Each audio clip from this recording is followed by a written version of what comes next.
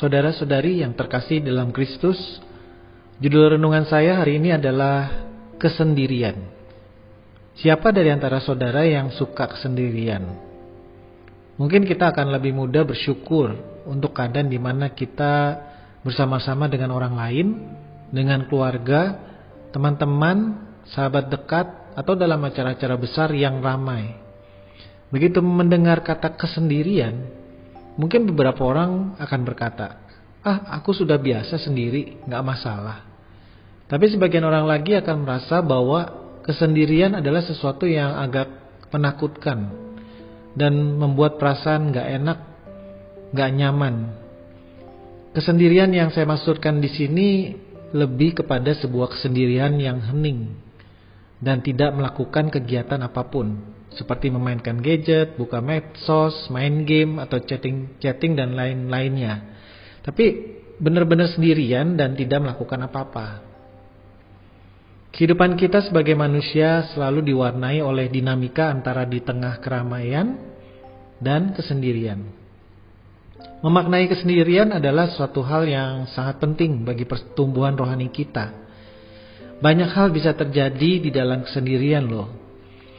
Dalam kesendirian, kebisingan pikiran kita yang overthinking bisa mencuri keheningan kita. Dalam kesendirian, kadang persepsi atau gambaran kita tentang diri kita sendiri yang negatif bisa muncul ke permukaan. Kita menjadi takut dan mulai mengalihkan fokus kita melakukan kegiatan yang lain di tengah kesendirian. Mengalihkannya pada gadget kita atau mulai gelisah mencari orang lain untuk ditemui. Kesendirian yang hening membuat kita gelisah karena kita merasa tidak produktif dan tidak berharga. Karena saat sendiri sedang tidak melakukan apa-apa. Kesendirian yang hening atau di dalam sejarah gereja disebut sebagai disiplin rohani solitude. Ini adalah tempat di mana kita masuk ke dalam diri kita sendiri, menjadi lebih akrab dengan diri sendiri, dan ini adalah tempat di mana kita menyelami hati dan jiwa kita bersama dengan Tuhan. Untuk melihat diri kita sendiri, bercerminlah pada keheningan di tengah kesendirian. Yesus menyendiri untuk bersama-sama dengan Bapa. Kita pun demikian, kita menyendiri untuk menyelami kedalaman diri kita bersama dengan Bapa. Selain hal-hal negatif yang muncul di tengah kesendirian, seperti yang telah saya sebutkan sebelumnya, ternyata kesendirian yang hening juga membawa hal-hal yang positif bagi diri kita. Kesendirian adalah tempat di mana kita mencukupkan diri kita dengan kasih Tuhan, bukan dengan apa yang sudah kita kerjakan atau apa yang sudah kita miliki. Kesendirian mengantar kita untuk cukup dengan keberadaan kita. Tuhan sayang kita apa adanya, bukan karena ada apa-apanya. Kita tidak bisa mengusahakan kasih Tuhan, karena Dia adalah Tuhan yang Maha Kasih. Kasih Tuhan itu sudah penuh sama kita, untuk kita, dan kasih Dia tidak pernah berubah. Kesendirian membuat pemahaman akan kehadiran dan kasih Tuhan ini meresap ke dalam hati kita lebih dalam lagi. Selain itu, dalam kesendirian Tuhan bisa memulihkan kita, bisa menghibur kita, bisa menguatkan kita.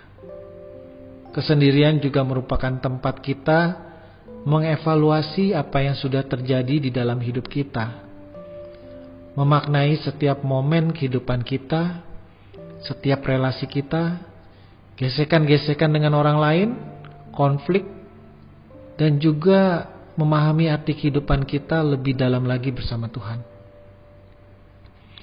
Masih banyak lagi hal-hal positif yang dapat terjadi di tengah kesendirian. Kesendirian atau solitude atau AWG, Alone with God, adalah sebuah tempat yang memperkaya hati dan batin kita. Daniel 6 ayat 10b. Di dalam kamar atasnya Daniel, ada tingkap-tingkap yang terbuka ke arah Yerusalem. 3 kali sehari ia berlutut, berdoa serta memuji Allahnya. seperti yang biasa dilakukannya. Daniel secara sengaja menyediakan waktu untuk menyendiri bersama Tuhan. Kita lihat ayat lainnya di Injil, Markus 1 ayat 35. Pagi-pagi benar, waktu hari masih gelap, ia bangun dan pergi keluar. Ia pergi ke tempat yang sunyi dan berdoa di sana. Yesus pun mempunyai gaya hidup menyendiri bersama Bapa. Bagaimana dengan kita, saudara-saudara? Mari kita luangkan waktu untuk mengalami kesendirian yang hening di hadapan Bapa. Carilah tempat yang sunyi dan nyaman, bisa di dalam rumah atau di luar rumah. Di dalam kesendirian yang hening, tersembunyi kekayaan rohani yang sudah Tuhan siapkan bagi kita. Di dalam kesendirian, Tuhan menunggu kita untuk membawa kita lebih mengenal Dia dan lebih mengenal diri kita secara mendalam. Mari kita berdoa. Bapa, inilah kami anak-anak-Mu yang seringkali suka menyibukkan diri, baik di tengah keramaian ataupun saat kami sendirian. Ajar kami untuk bisa berjumpa dengan-Mu di tengah kesendirian yang hening. Berikan kami kerinduan untuk menyediakan waktu menyendiri bersama dengan Engkau di tengah-tengah kesibukan kami. Bawa kami untuk mengenal-Mu dan mengenal diri kami lebih dalam lagi melalui kesendirian. Di dalam nama Yesus kami telah berdoa. Amin. Selamat menikmati kesendirian bersama dengan Tuhan.